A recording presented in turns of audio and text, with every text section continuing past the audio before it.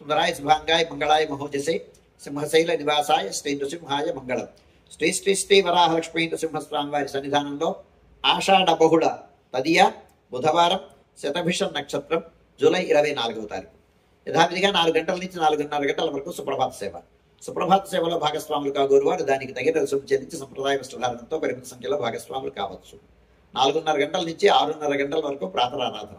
ప్రాతరారాధనలో భాగస్వాములు కాగోరు వారు దానికి తగిన రుసుము చెల్లించి సంప్రదాయ వస్త్రధారణతో పరిమిత సంఖ్యలో భాగస్వాములు కావచ్చు.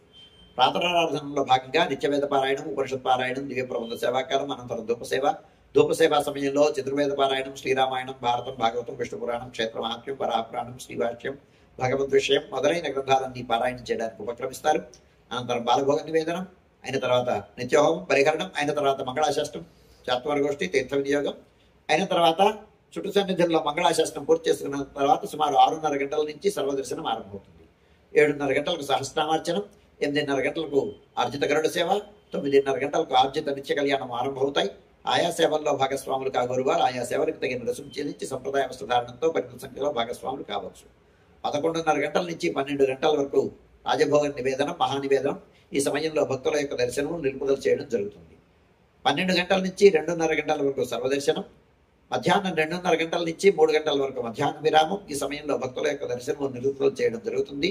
మధ్యాహ్నం 3 గంటల నుంచి రాత్రి 7 గంటల వరకు సర్వదర్శనం. రాత్రి 7 గంటల నుంచి 8:30 గంటల వరకు రాత్రి ఆరాధన.